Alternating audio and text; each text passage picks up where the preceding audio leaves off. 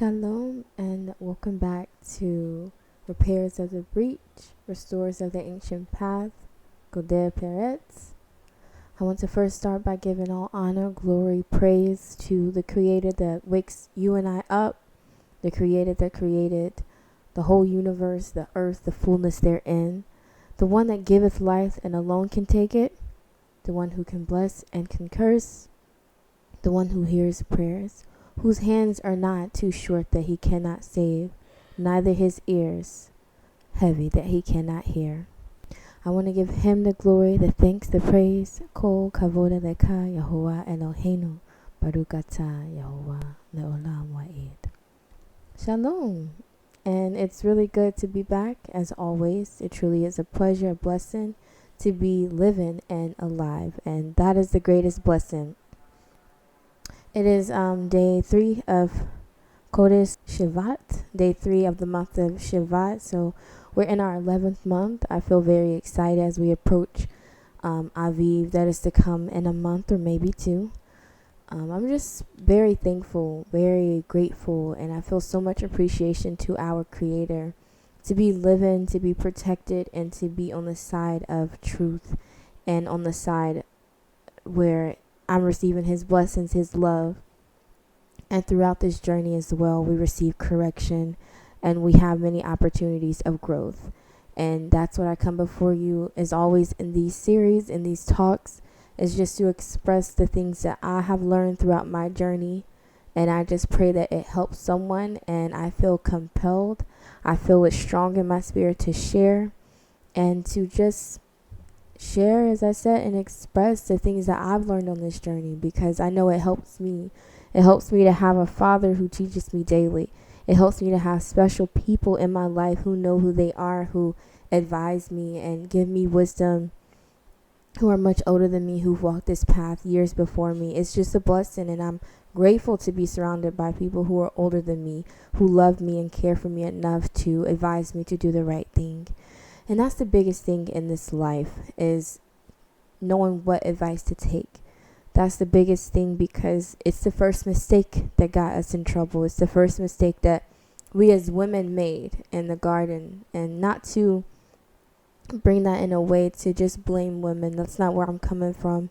It's just to understand that that's what led to the first sin, is not knowing what advice to take and not listening to the Creator. But we listened to that which was contrary to our Maker, and it caused woman to sin. We gave it to man, and thus we all find ourselves born in sin. And that's the path that we're all on, whether we're going to take the wisdom of Yah and run with it, or we're going to continuously allow ourselves to be influenced by that which is unrighteousness and fall in the snares of evil, fall in the traps that are laid for us. So I want to talk to you, as I always say, I want to talk to you about something today, just bringing you some things that I've learned on my journey. I am so grateful for growth. I'm so appreciative for the opportunity to grow. And as I've grown, I learned that anybody who tells you that this path of righteousness is easy is lying to you. Can it be easy? Yes, it can. I'm not saying that, but righteousness is just like any other competition we have in this world. People are competing to be the next millionaire. People are competing to be the next viral person or the viral thing online. There's just this pool of competition that's going on. And I have to ask you, what competition are you involved in? Is it competing with the world and the worldly things? Or is it competing to be one who the Creator can look upon and rejoice for good, that we are living a life pleasing in His sight? Because when we read throughout our history, men and women who were written down in history and who are remembered to this day are people who kept fighting. They won the competition. They won favor. They won blessing. They won recognition from the Creator. A lot of times men, and when I say men, I'm saying just the human family. We are competing to be recognized by each other. We're competing to be acknowledged by each other, which is just so temporary. But to compete to be acknowledged by the Creator, to compete to be noticed by Him, is a whole different competition that you will find yourself in. and it's a whole different struggle. And I won't say a struggle, I would say a different battle, that when you finally assert yourself into that competition, that's when you realize this path is not easy. But the closer you get to Yah, the easier it gets. But one must understand that it takes, just as anything else, if you're trying to get rich, it takes consistency. If you're trying to accomplish a goal, you have to be disciplined, consistent, accurate. You have to continue to motivate yourself and fuel that drive. And when it may dwindle away, you have to be the one that sparks that flame continuously. And with the Creator, it takes the same commitment. The Creator commands that we give Him our whole heart, our soul, all of our heart, all of our soul, all of our might. And so it really doesn't leave us to give our heart, soul, and might to anything else. Because when you realize the importance of giving it all to Yah, you realize everything else falls into place. Meaning the house you're wanting, the car you're wanting, the spouse you're wanting, the life you're wanting, all that falls into place when you give it up to Yah. And that's the hardest thing for us to do in this day and time, because we've been taught to chase the bag, chase academics, chase the man, chase the woman, chase the love, chase the recognition, chase all this ego driven is what I've learned is no good. It's no good, because you're going to be chasing a million things. There's a million things that we have to do as human beings in our lifespan. There's so many things. And if you're chasing to accomplish them all, you're going to lose yourself in the competition of God. You're going to lose yourself in that love and that favor that you can receive from Him. Because when you have to commit yourself to other things, you're taken away from God. Now, don't get me wrong in thinking that I'm saying don't go after goals. I'm saying make sure the Creator is the focal point of that first. That you invoke Him into that battle so that He can bless all things that you will get. I continuously say this as a big reminder. My father taught me this young. Chase spirituality before you chase materialism. It's just like our forefather Abraham. Notice most of these men who dedicated their lives to Yah, it's because they dedicated themselves spiritually to Yehovah. They gave up everything and they started from nothing. And as they continuously committed themselves, they were disciplined. They stayed motivated. They stayed focused on the path. They were steadfast. They didn't waver to the right. They didn't waver to the left. Eventually, they got everything else that we see ourselves chasing after today. They were wealthier than some of us today. And much rather, they are wealthier because they have inheritance that lasts till this day. We remember these men and these women. And so I want to encourage you as a young person or anyone of any age who can take this. The biggest thing to know is don't change up on the Creator. Because once you get on this path, once you assert yourself into this battle, this competition, because there's a lot of other people who are competing. And really the competition is not towards anyone else but yourself. But you are going to recognize that there's a lot of people also committing themselves to receive God's favor. That takes... you always are persuading God to look at you, and you're asking Him, look at me, recognize me, and realize that I am trying for you, and I want to be closer to you. God doesn't give that to anybody. You have to prove yourself to God. It's just like, continuously I'm talking about this relationship, as you know, my later podcast. This relationship with Him is like trying to win a spouse over. It's winning him over. Winning him over looks like making more time for God. I'm going to tell you as a young woman, if you don't make enough time for God, He's not going to make time for you. And when you need Him, which we all do every moment of our life because He's our life support, the moment you really, really, really, really need Him, when you're facing life and death and you try and call on Him, He's a just power.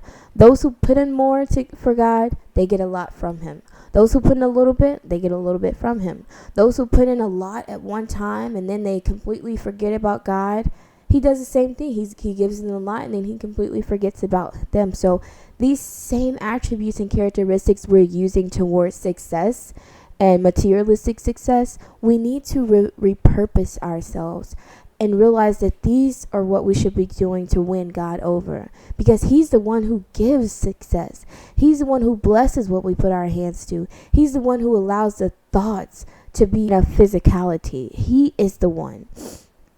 And so you must commit yourself to the one who's going to give you everything that you need. Does this mean to sit in your house all day and read and study and pray to God on your knees 24/7? He's not asking that of us, because he commands us, thou shalt work 6 days, and that 7th day you must rest. So don't go that low in your thinking. Understand that I'm saying sometime throughout the week, every day if you can, give God about an hour of your time and watch how your life changes. Watch when you sit down and you know, the other day my father was telling me, and I love the words that he said. He gave words to understanding, and I just love when people are able to do that in my life. He said, you can't just open the book and study and just read the stories. You must be investigating it. And that when you actually take time throughout your week to investigate and open that book, it's not just reading a book. It's not reading words. You're going to realize that you are committing yourself to a relationship with God. You are finding this truth out for yourself. As it says, those who seek wisdom earnestly, eagerly, those with excitement, they get it. Until you commit yourself to that, you won't understand what people are telling you. You have to open that book and truly investigate. Give God about 30 minutes of your time. I will tell you this. He can turn the things that you love most, whether it's a job that you're committing yourself to constantly. You're giving it all your heart, all your soul, all your might. You might find yourself successful, but as we know, we serve a jealous power, meaning that he doesn't like you giving up him for other things. He doesn't like us putting things before him. And so he will turn those things against you. It's just his nature of letting you know, hey, you're giving this too much. I'm the one who gave it to you. How can you give it more time than you give me? And so I'm imploring us to just give God some more time, because when we change up on him, he will change up on us. He's just. He must be just. It's right to do that. It's right to love someone more than someone else who doesn't love you. And sometimes we're asking ourselves, why isn't my life going good? Yeah, you may be financially stable, but you got a lot of mental pain going on. And you got to check yourself and see, where have you been slack with God? Because that's his way of showing you, you're doing less for me, so I'm doing less for you. You get a little too busy for him, he's going to get a little too busy for you. And that's dangerous. That's more dangerous for us. Because God is great. He doesn't need us. He created us. We need him, and we always will. So that's my message to you, is consistency with God. Consistency with him. I will tell you, like, when I'm consistent with God, when I don't get too busy for him, and when something says no, give God your time before you give that it, and I listen, my life goes good. I am a testimony of that. I'm not just here telling you that. I'm here speaking from experience. And I want to let those people younger than me who are striving on this path, who may be finding themselves stuck between two worlds, commit yourself to God. Give it up to Yah. Give it up to the Creator. Because he's the one who's going to make sure everything else you want, he's going to give it to you in its right timing. You have to literally just submit. You got to just say, I give up, and I'm giving in to the Creator. You're giving up controlling and trying to control this in your life and forcing this in your life. You realize you're trying to manage a million things is because you're not managing the one most important thing that has the capability and that is capable of managing all the other things in your life. God is going to make your life stable. God is going to give you financial stability. God is going to give you a righteous spouse.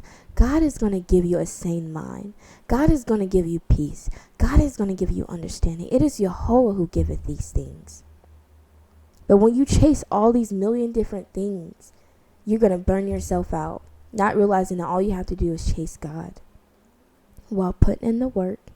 Don't walk away thinking, Ohadah's telling you to read once you wake up to the moment you go to bed. No, I'm saying give God your time. When you wake up, give him some time. In the afternoon, when you have a break, give him some time. It could be 30 minutes of your time. When you go to sleep, right before you go to sleep, give him some time and watch how your life change. Put my words to the test. Come back and tell me if I'm wrong. and I'll accept it. But again, be consistent with God. Some of us are more consistent with trying to get financially stable. We're trying to get academically successful. We're trying to get a spouse. We're trying to get a job, a career established. We're more committed to that than we are God. And if you're not willing to accept that, that's where you're going to continue to fail yourself. And that's why you're going to continue to not be as successful as you can be. You can be a millionaire. But when you don't have God, you're no one. You're no one without the Creator. You can have everything you want in the world, but if you don't have the Creator, you're nothing. And that's the real competition. It's a beautiful thing because life itself, as a person, I continuously, if you know me, like I watch animal documentaries. I probably do not give my time to movies and series anymore because there's so much of unnecessary, what do I want to say so that this doesn't get blocked? There's so much provocative scenes and things, if you know what I'm saying, that some of us are not willing to look at. We just are disgusted over, and we continue to see those in series and the things that are supposed to be entertainment. So I probably don't give my time unless the movie has meaning, unless the movie has true events and historical references about people who made changes. That's probably the only thing I'll watch very rarely.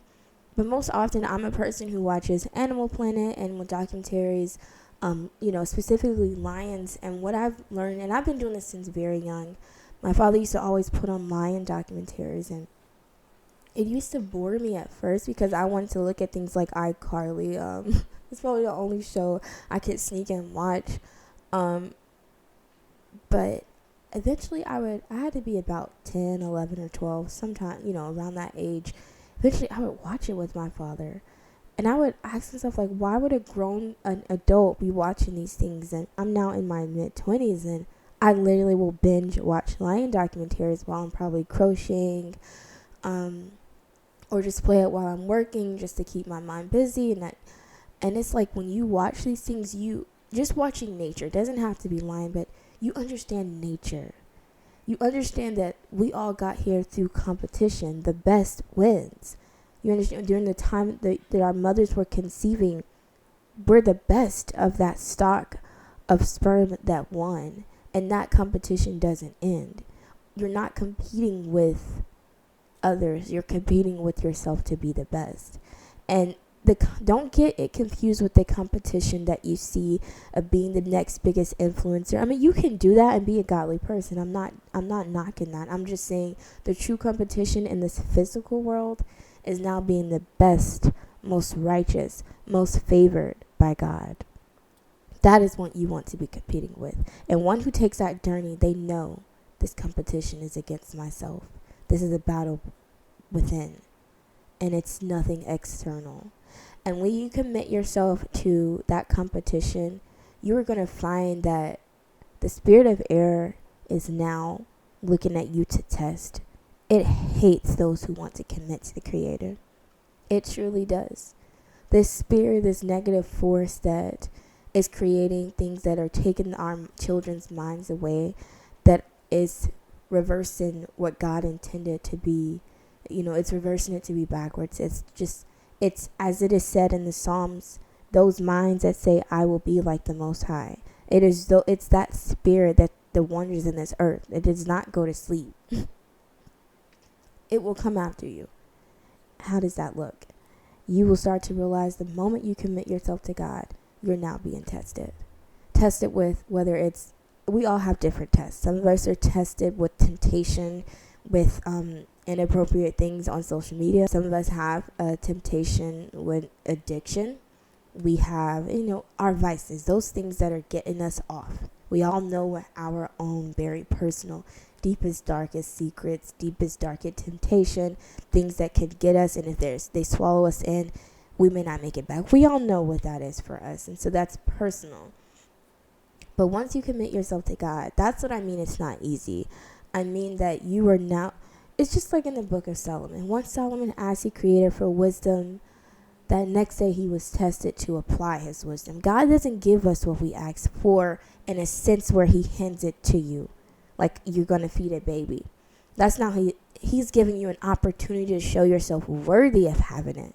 So if you're asking for patience, I will tell you, something in my life currently, the Creator He is giving me an opportunity, and sometimes that could be years of testing you.